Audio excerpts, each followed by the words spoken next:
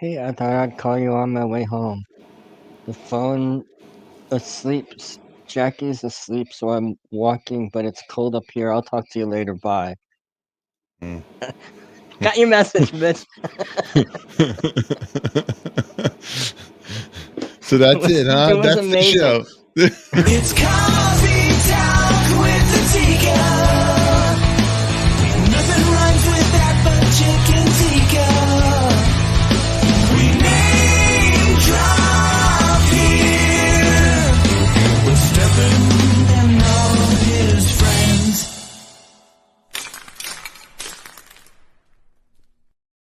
Good morning, Corey. It's 7 a.m. It's Wednesday, November 17th. Everybody subscribe. Let's just keep it up there so people keep subscribing. I'm not even going to take it down. The bell, hit it. Coffee talk. It's the doctor's not here. He's, catching up on unfinished business.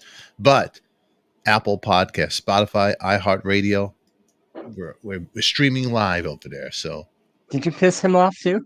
the doctor? No. I get the doctor got one of these. How can I piss him off? He got one of my hoodies. I treat him good. Come on, if you want a hoodie, you could get that. Links are in the description down below. Oh, Corey, you know what? It's funny. The Beatles always come through. I'm going to tell you why.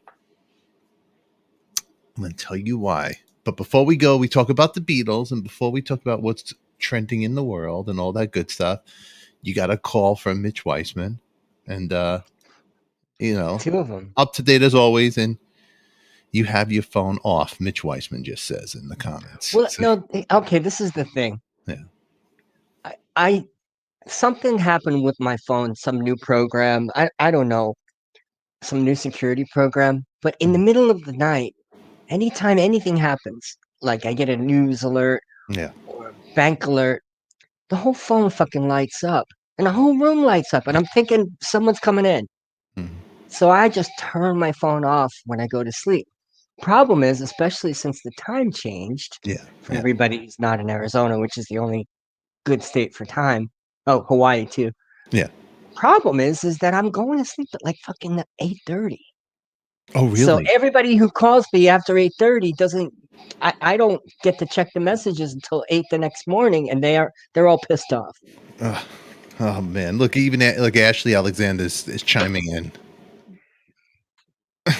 Is chiming in over there. Corey even pissed his phone off. I'm having a hard morning. Mitch Weissman's even busting my Hakami China. Wake up, Stefan. I'm having a hard time this morning. I'm not gonna lie. This morning I'm supposed to go. You remember that heart scan that Dr. G tells everybody you should be getting, that it's not the real, get the MRI, they The look. calcium score. Yeah. Well, I got to take the blood work for it. I took the scan. Mm. So they send you a big box, and the box is frightening looking. It's like, if you want to talk about, it's a box. It's like Someone's almost making money. yeah. You're walking in with a box. It's like you're walking in with a head in a hospital. Like, it's the scariest thing. So I go there, and it's such the business is such a scam. One clinic won't take me because you need to have another lab result, not just with the box, the stuff that you need another one added. So they charge your insurance. So then I What add are it. you gonna do if you find out that you have blockage? You're gonna freak out. You're not gonna. I don't have it. You could see my numbers were low, Well, but they that's still, great. you got to test your. What are you going to do? I eat a lot of cheese. But anyway, I'm supposed to go today to get the blood, because you have to fast. So I have no coffee. I'm drinking this. This is miserable. Water. This is terrible. I don't even like water. So you know, that's my deal over here. So anyway, so the Beatles, man, there's nothing really to talk about in the news today. It's really mellow and quiet. How about you? What's going on in your life? It's Nothing. only about the Beatles. Our world. I don't even care what the topics in what's going on. I'm a little nervous actually about this whole. I'm glad that Peter Jackson is in charge of it, but Mm-hmm. to tell you the truth, my daughter's seeing commercials for it on Disney and shit. I think there's a lot of high hopes for this shit, but it's not gonna pay off. No matter how much they laugh, it's a depressing movie. Yeah. It's like John Lennon used to say, where they're sitting in a cold room with colored lights, playing the shittiest music ever recorded, Yeah. and Paul's in charge. It's not like happy-go-lucky, mop top Beatles, or Mhm. even the really interesting Revolver period. This is a band falling apart. So, despite whatever Peter Jackson did, it's not gonna. He's using cutting room rejects from Michael Lindsay Hogg. Yeah. So my daughter's gonna watch this movie and she's gonna be like, I have a fear that she's gonna be like, well, it's not really that interesting, and the Beatles aren't really that good, because that's the thing. I've listened to all the bootlegs, as you have. I mean, I've had this disease my whole life since I was 10 years old. So I've listened to every bootleg I could. And the Let It Be bootlegs are show a band that's not that good. They're not that good. They can't sing well, they can't Mm. play well. I don't I, P, Peter Jackson can't go into the film and change what happens. It's still this miserable period in their existence. Yeah. Yeah. I see. Ashley's talking to you. People need to stop analyzing everything with the S instead of a Z. It's a band. It's a Oh, bit. excuse me, an S instead of a Z. Z. You know what? You I say Z. e- okay. Even the vinyl, they redid the vinyl. The vinyl's out and all that stuff. But why buy it again? It's like remastered. The Phil Spector one. I thought it was pretty good.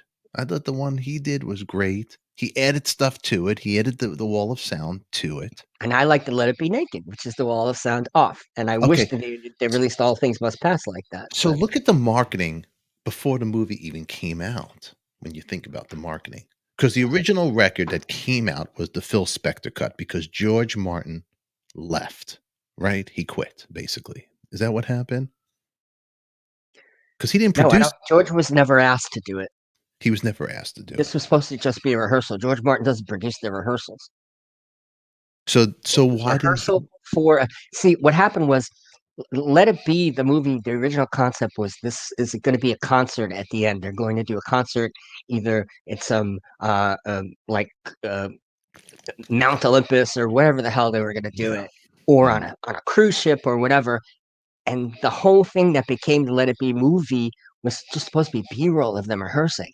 Yeah. Like just for a few minutes, they would show, oh, here's the song in progress.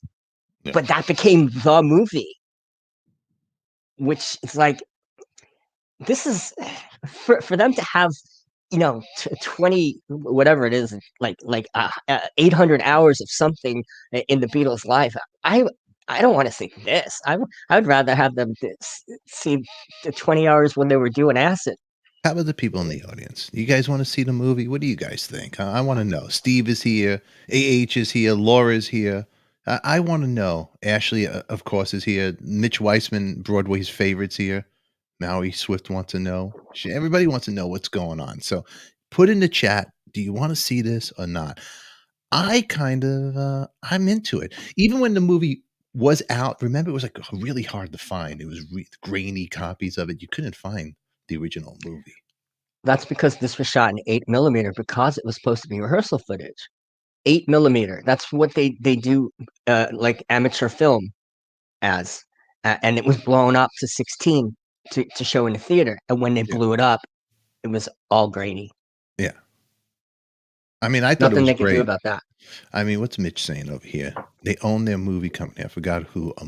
He's saying they owned their movie company. So did he? There was an Apple thing that was putting it out. No, they owed their movie company.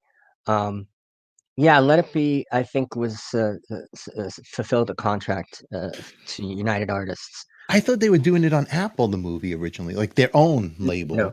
Oh, so I see. I'm all twisted with the whole thing. Yeah, it was United Artists. In fact, that's the soundtrack originally came out on United Artists. Gotcha. Isn't it showing on Disney Plus and 3? Yeah, it is, right? It's going to Yeah, show 6 hours, 2 hours each. 6 hours. Yeah, that's right. Hey, Steve, thank you very much. Sensation in the house, and Corey too. You know what, Steve? I want to show you this. This is what we're talking about. Check it out, Corey. And Let's do a show. I think we've got a bit shy. What could it be, Paul? Something in the way she moves. What attracted me at all? Just say whatever comes into your head each time. Attracts me like a cauliflower until you get the word. You know? They broke up because Yoko sat on an M. Documentary just grinding to a halt. Grinding to a halt, I think it's taking off. Here we go. We'll never get a chance to do it again. that's kind of sad. Stuff. Get back, Joe!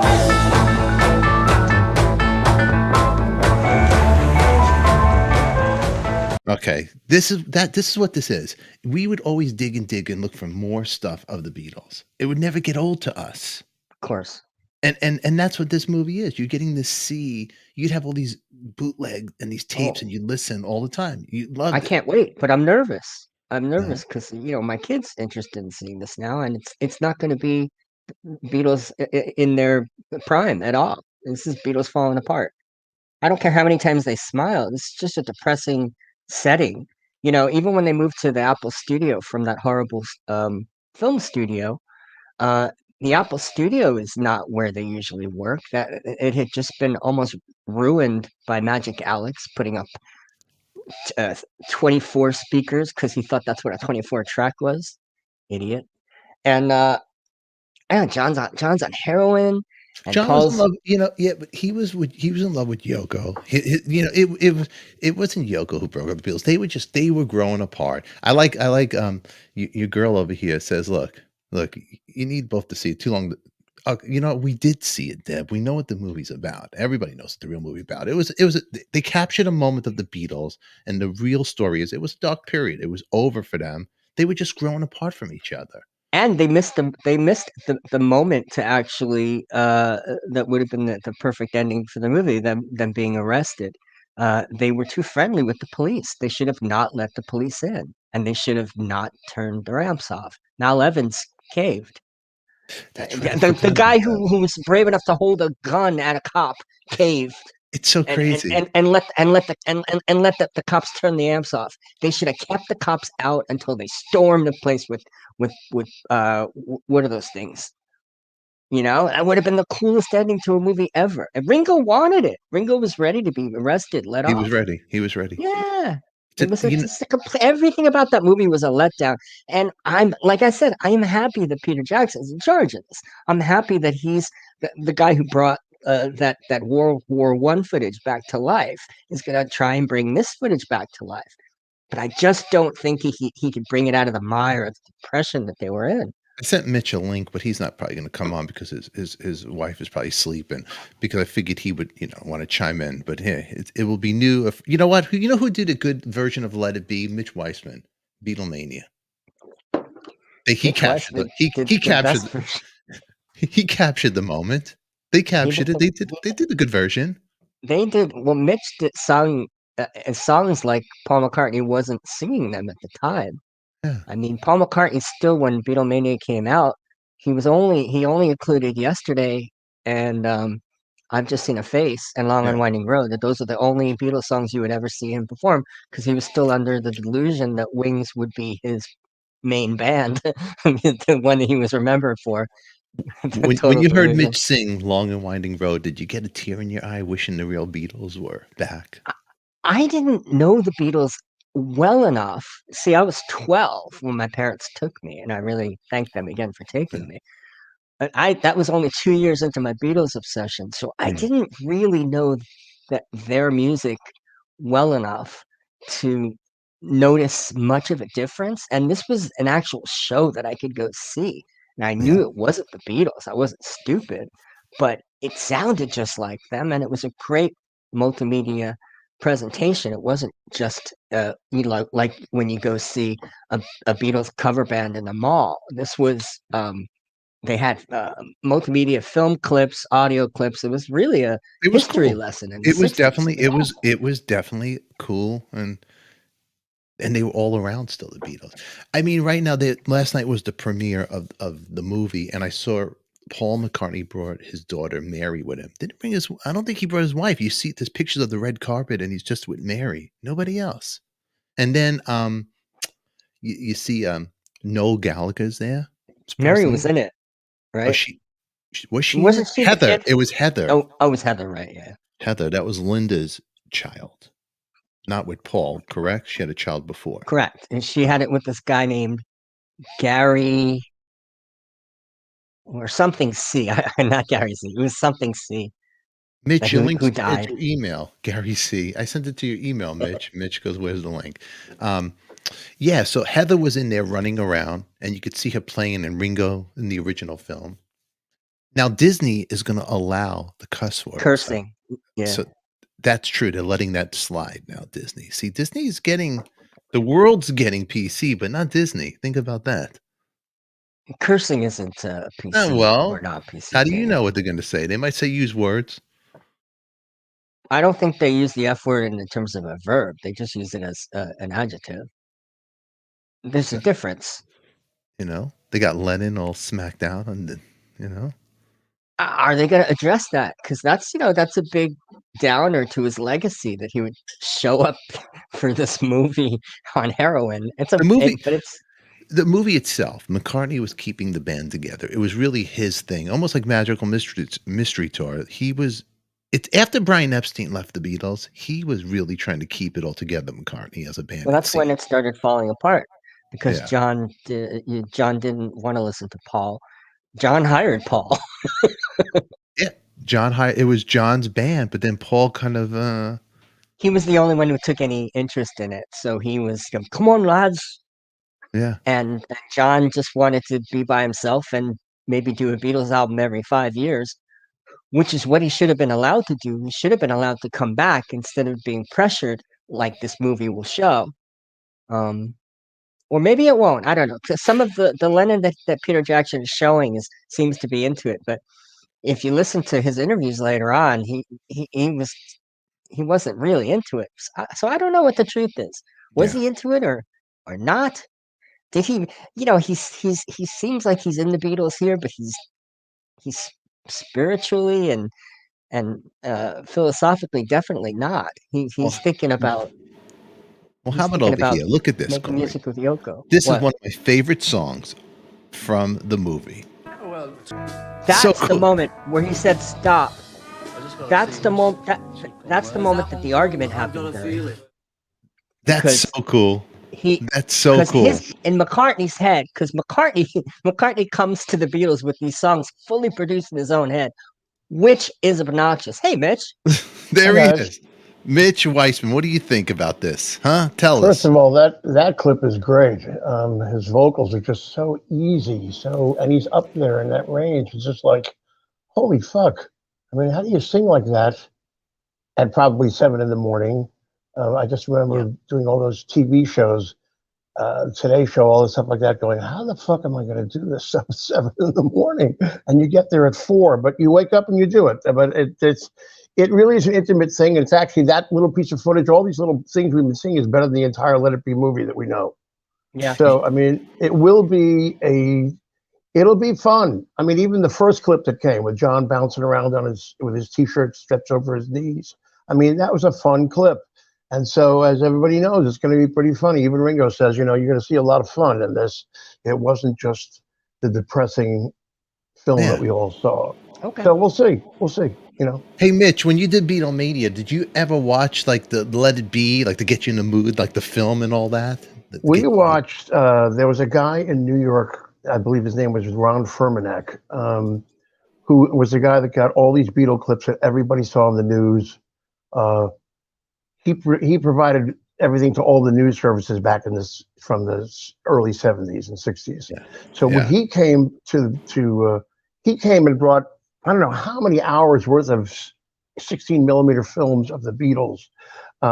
And we set up a movie projector and we watched them. We watched so much stuff on the Beatles that no one had ever seen before.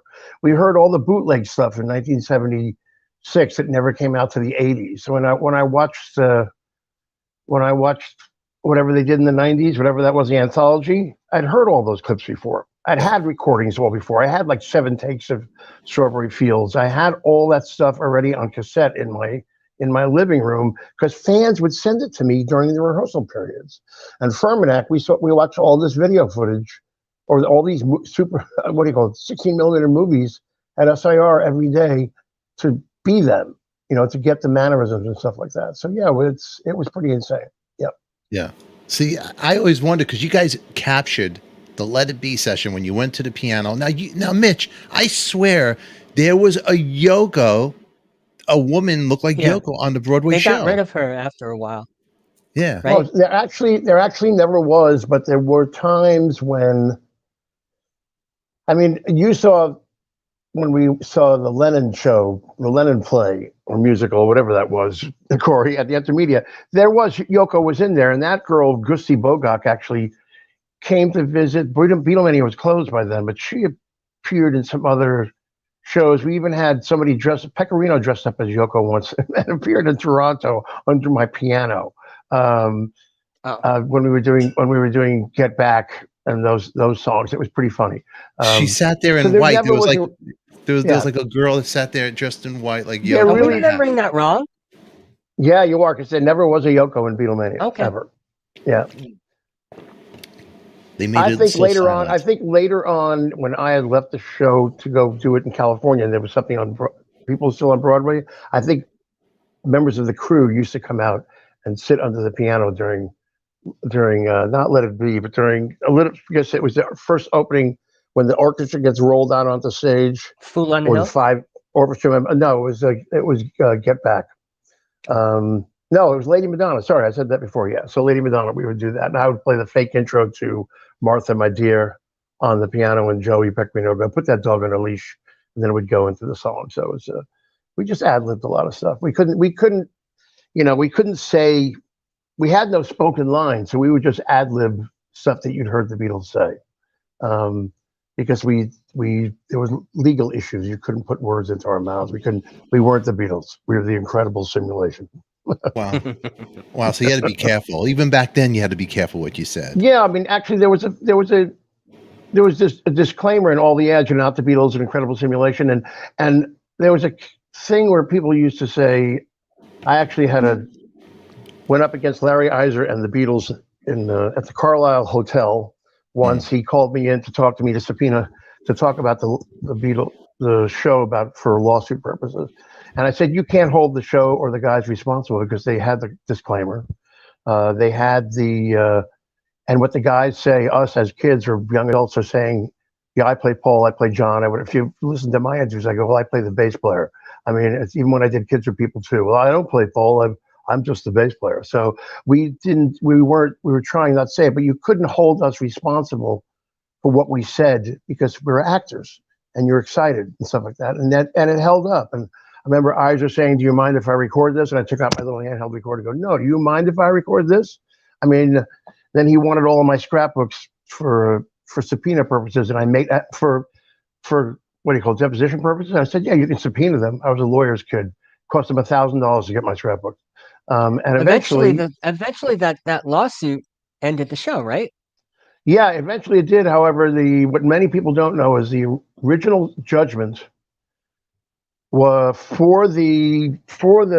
by the Beatles. The Beatles actually offered a settlement of $1 million in compensatory damages and a continuing interest in all future productions. I have the court papers somewhere, although I may have lost them to my storage. I remember Steve Lieber and David Krebs calling me, and we were dancing around the office because it meant the floodgates were open. And I was in my 30s at the time. I said, good, we can do the later years, and we can train, like Kiss wants to do, we can train a whole new series of younger Beatles to do the show. And the Beatles would be partners. And the insurance company that was handling the lawsuit said, I'm not paying $1 million. And they said no, and the Beatles hired a new set of lawyers. The insurance company hired a new set of lawyers for Beatlemania, who promptly lost the case. And in 1985, the show was deemed a non-entity.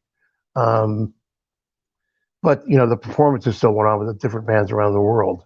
I remember I spoke to David Krebs recently, who said to me, if I'd have known it was only $1 million, I would have paid it out of our pockets. Seems David had tons of money, but he didn't know because Lieber was handling that end of the business. And sometimes with partnerships, you forget to tell somebody something.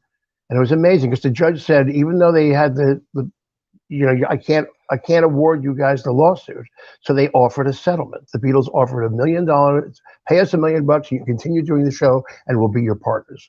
And everyone was going, holy crap, this is fantastic. Yeah. And then it didn't happen. And I believe also the other thing that came out is that Lennon gave a deposition later on or earlier on saying that the Beatles were going to reunite and tour, and therefore the show was an infringement on his. It's in the, if you see the Wait in the Wings, it's a YouTube channel, and their take on Beatlemania, the deposition papers came out in that. I did interviews for it 2 years ago. It's almost like the rooftop ending over here. Yeah, it's pretty amazing. He lived long enough to regret that because that deposition was the source of all the Beatle reunion rumors after that. See, John Lennon says they're going to reunite, but he was never intending to. He just did that because he was advised to legally. Yeah, exactly. So basically, I mean, I told you, he thought the show was a great idea because it meant that they didn't have to do it. So he said, go see those guys. They play better than we ever did. That was pretty fun. Yeah. I mean, basically, the show. Love you, Rose. So the show was still going strong, right? It wasn't diminishing because the audience was getting less. Was the audience still? Well, it left Broadway. It left Broadway in, when did it leave Broadway? Corey, I can't remember. 79. 79, yeah. We closed at the end of 79. It was still going around the country. I started touring in 1980 with it to get ready to do the motion picture. And when they didn't do it at a certain point in time in 1980, I left again. And then they did the movie.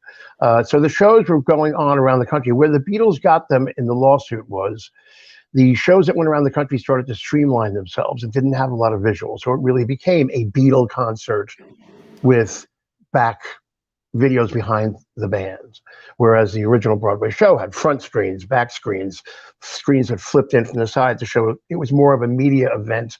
And we were soundtrack. If they lit the stage correctly, we disappeared. You just heard the band and you just watched the visuals.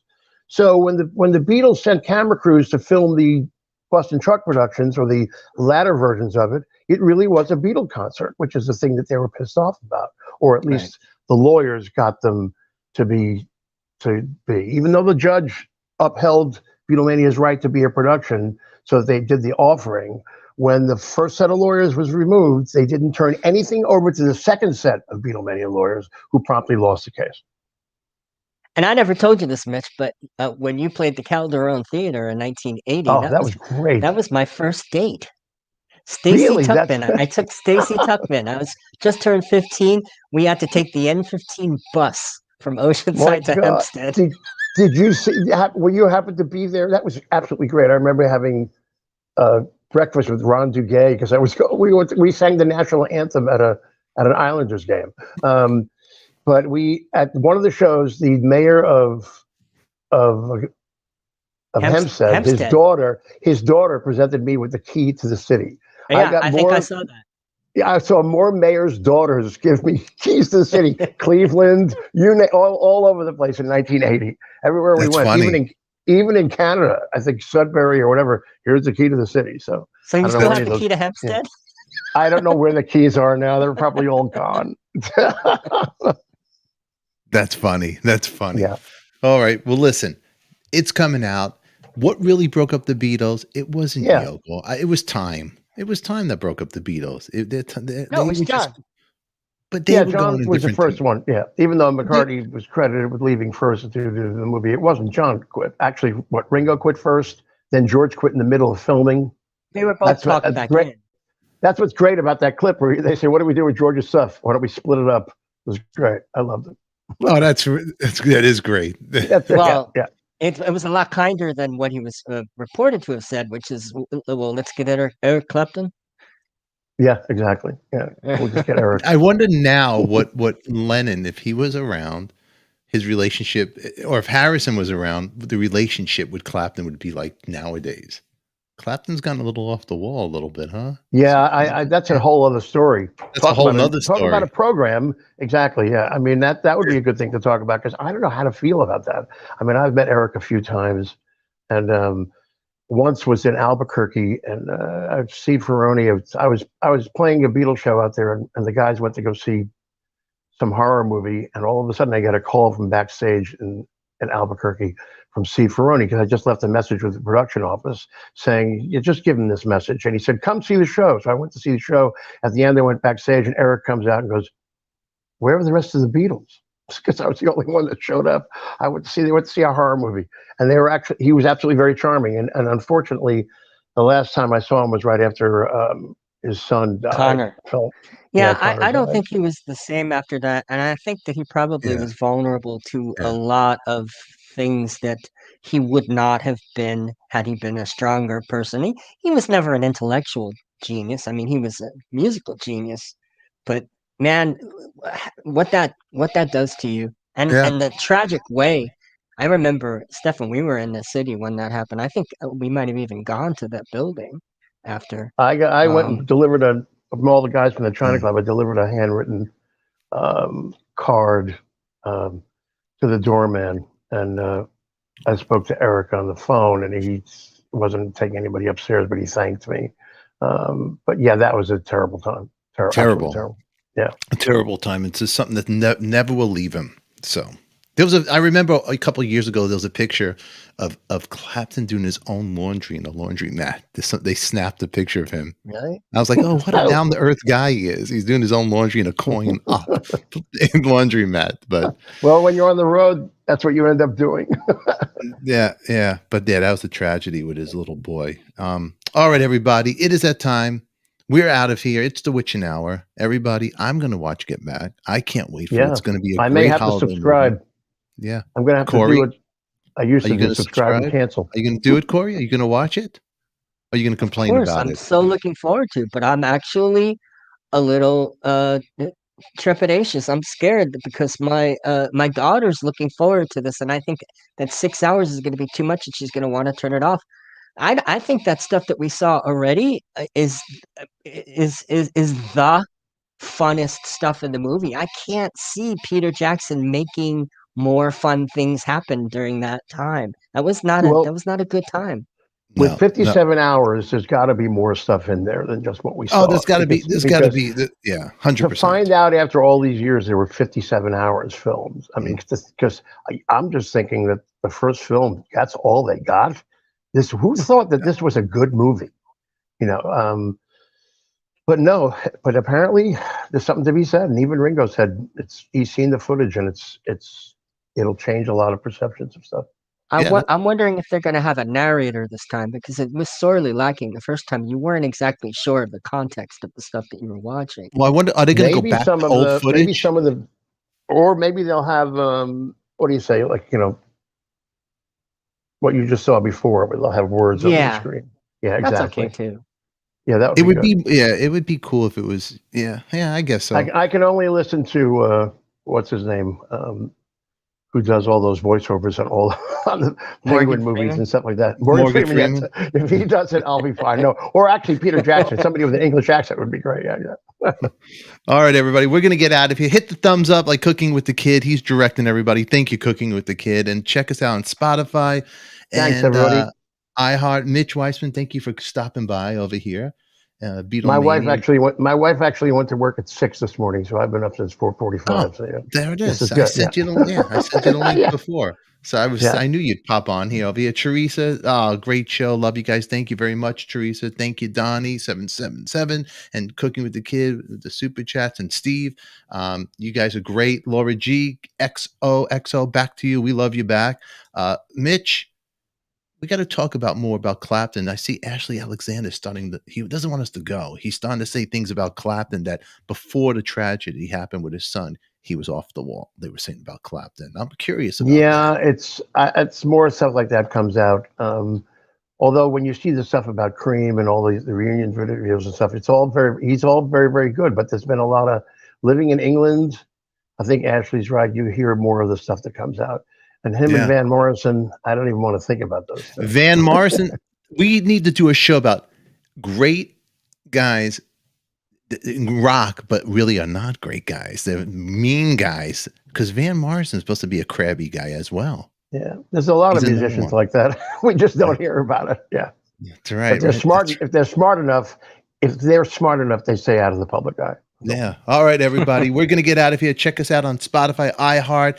It'll be up there. If it's unedited here, if it's unedited there, it'll be there. It'll be here, there, everywhere. Corey Levington, I love you.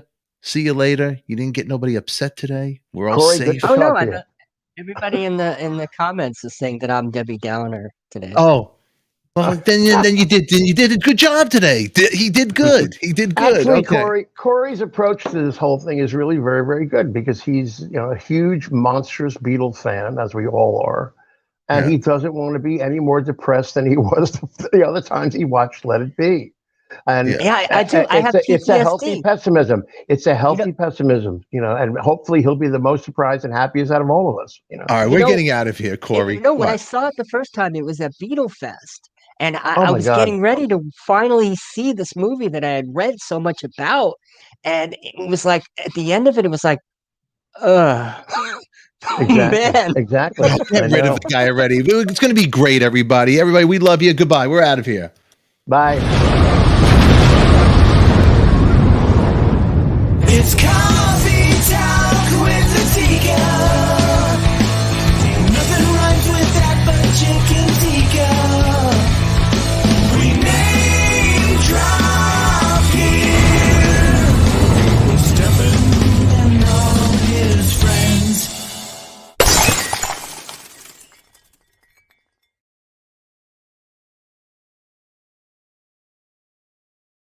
And remember, everybody, you're going to click somewhere down below, over here, over there, down the road. Okay, everybody? And Corey, anything else you have to say to your good fans at YouTube? What do you have to say? No, I love Ashley. He's great in the comments. He sucks on the show. No, I know sometimes he lacks a little bit, Ashley, but we love Ashley. Sometimes he's a little, he wants us to talk more. All right, I will talk more. He's very funny in the comments, but when he's hysterical. But on the show, when you bring him as a guest, he freezes, right? He makes a great tree, the guy. He makes